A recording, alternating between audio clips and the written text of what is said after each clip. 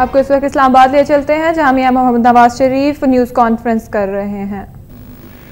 کراچی اور بلوچستان کی بگڑتی ہوئی صورتحال جس کے نتیجے میں ملک کی داخلی سلامتی کو شدید خطرات لاحق ہیں، ہمارے خطے میں رونما ہونے والی تبدیلیوں کے پیش نظر قومی مفاد پہ مبنی خارجہ پالیسی جو پاکستان کے مفادات کا تحفظ کرتے ہوئے ہمیں عالمی تنہائی سے نکالے۔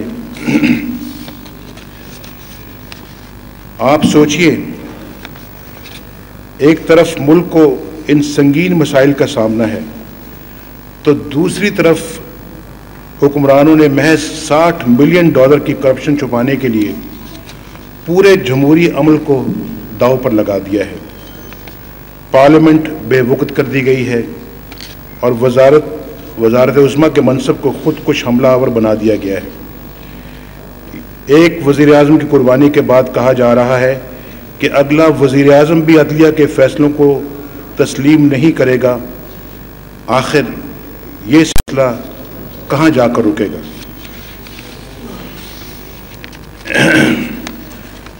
آج PMLN کی پارلیمنٹری پارٹی کا اجلاس منعقد ہوا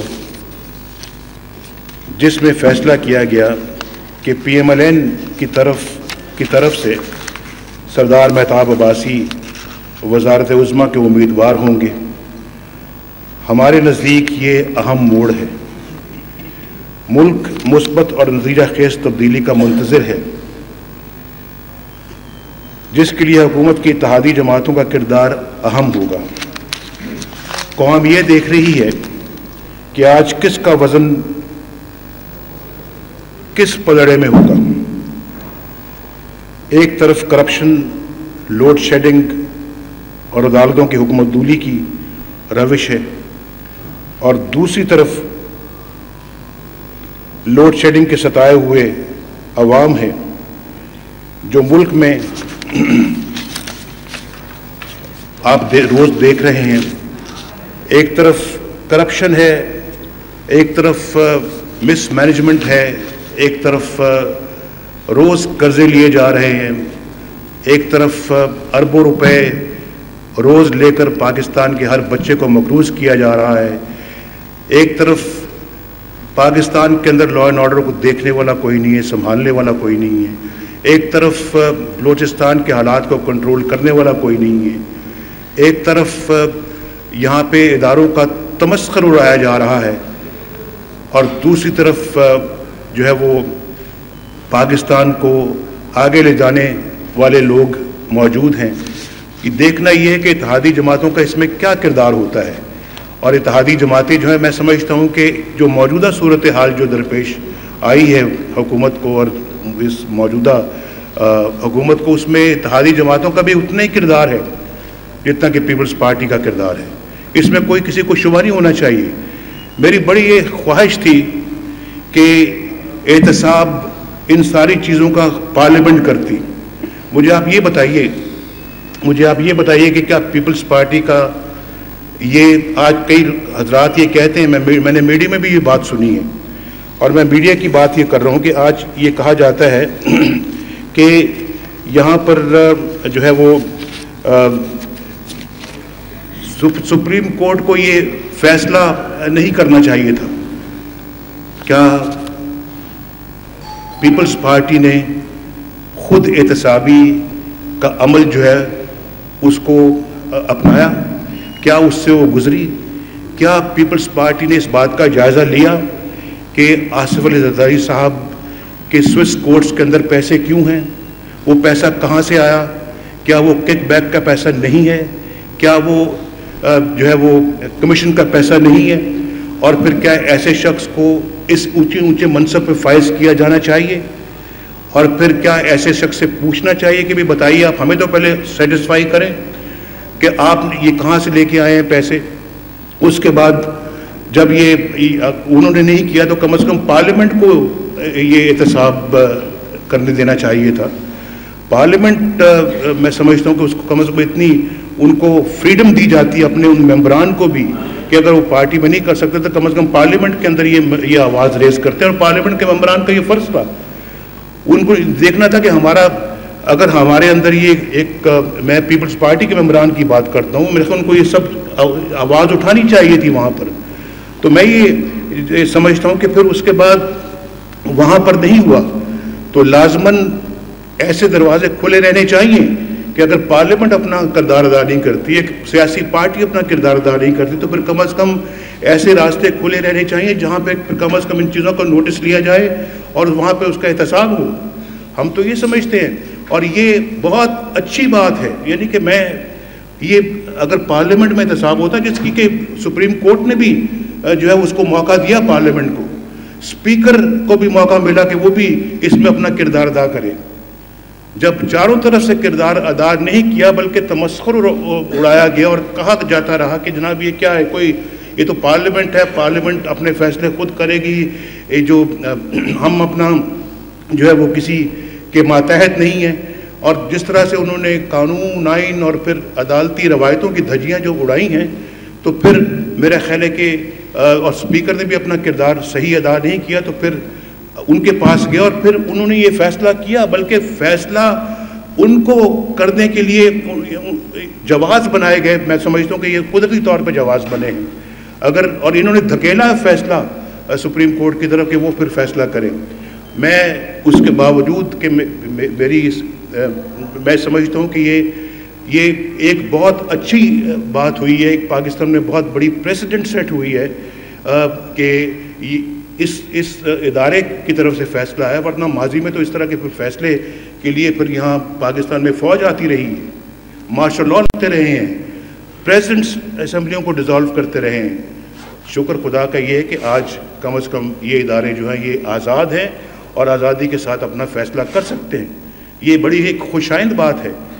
اس لیے مجھے یہ بھی کہنے دیجیے کہ جب ایک دیکھیے چیف جسٹس آف پاکستان جو ہے وہ اپنے بیٹے کو کٹہرے میں لا سکتا ہے، اپنے بیٹے کے وہ اپنے جو ہے وہ جو اس کا احتساب کر سکتا ہے کہ تم آؤ اور تم اگر مجرم ثابت ہو تمہیں سزا ملے گی. کورٹ میں اس کو بلا کے وہاں پر اس کو وہ پیش ہوا وہاں پر. تو یہاں پر کیوں نہیں اس طرح کا احتساب ہو سکتا؟ ایک پارٹی میں اس طرح کا احتساب کیوں نہیں ہو سکتا؟ پارلیمنٹ میں ایسا احتساب کیوں نہیں ہو سکتا؟ یہ انہوں نے ایک بڑی مثال قائم کی ہے، اور میں یہ سمجھتا ہوں کہ یہ انتہائی امپورٹنٹ چیز ہے اور امپورٹنٹ مراحل سے اس وقت جو ہے پاکستان وہ گزر رہا ہے.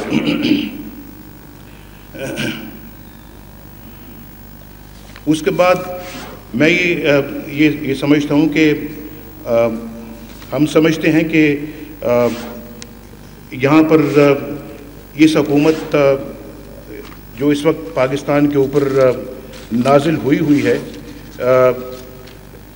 جو لوگ مجھے بتایا جائے کہ اب یہ جو آخر کب تک وزیر اعظم کو جو ہے وہ قربانی کا بکرا بنایا جائے گا. وہ جو 6 ارب روپے جو ہیں جو باہر پڑے ہوئے ہیں ان کو کیوں نہیں واپس لایا جاتا؟ روز وزیر اعظم قربان کریں گے. یہ آج زرداری صاحب نے گیلانی صاحب کو قربان کیا ہے، کل کو دوسرا وزیر اعظم آئے گا، کیا پھر اس کی بھی قربانی دینی پڑے گی؟ کیا وہ بھی خط نہیں لکھے گا سپریم کورٹ کو اور پھر اس کو بھی جانا پڑے گا؟ پھر تیسرا وزیر اعظم آئے گا، اس کو بھی پھر وہ بھی خط نہیں لکھے گا، وہ بھی گھر جائے گا، اور وہ 6 ارب روپے پاکستان نہیں آئے گا. وزیر اعظم چلے جائیں گے، ان کو نکالا جاتا رہے گا، لیکن وہ پیسہ واپس نہیں آئے گا.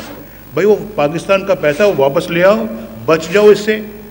وزارت عظموں یہ جو وزیر اعظموں کی قربانیوں سے بھی آپ جو ہے نا وہ بچیں اور اپنی رسوائی سے بھی بچیں. پیسہ پاکستان کی امانت پاکستان کو واپس کرو. یہ مجھے سمجھ نہیں. اور دیکھیے وزیر اعظم تو قربان ہو رہے ہیں، لیکن کس کے لیے، کس مقصد کے لیے، کس کاز کے لیے؟ وہ کاز جو ہے وہ ایک ایسا کاز ہے جس پہ یہ کوئی ان کی مورل سٹینڈنگ نہیں ہے. وہ کوئی مورل ہائی گراؤنڈ والا کاز نہیں ہے. وہ ایسا کاز نہیں جس پہ کوئی ناز کیا جا سکے، کوئی فخر کیا جا سکے. وہ انتہائی میں سمجھتا ہوں کہ عوام کی نظروں میں وہ بہت ہی جو ہے وہ انتہائی گندہ کاز ہے جس کے اوپر یہ کھڑے ہوئے ہیں. عوام اس کو پسند نہیں کرتی. آپ نے مختلف سروے میں دیکھا ہوگا کہ یہاں پر اس کے پاکستانی عوام کے جو ہے وہ اوورwhelming جذبات ہے اس کے خلاف. تو کوئی ہائی مورل گراؤنڈ پہ اگر کوئی سٹینڈ لیا ہوتا تو آج کچھ بات سمجھ میں بھی آتی.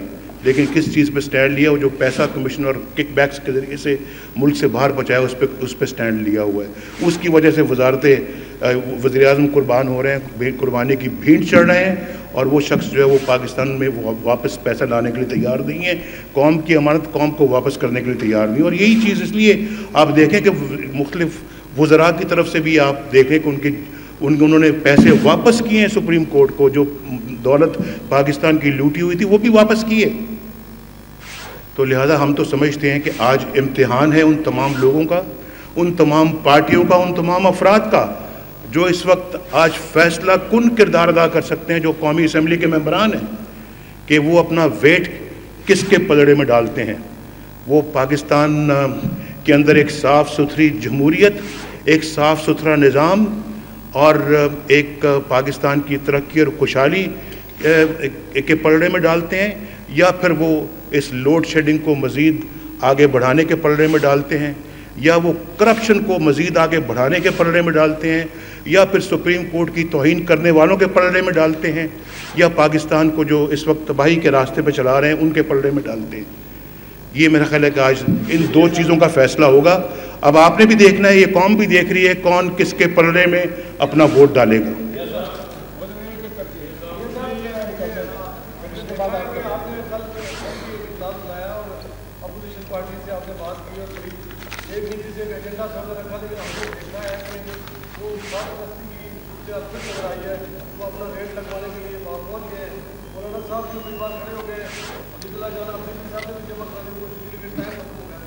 تو آپ نہیں سمجھتے کہ جیسے سڑک کا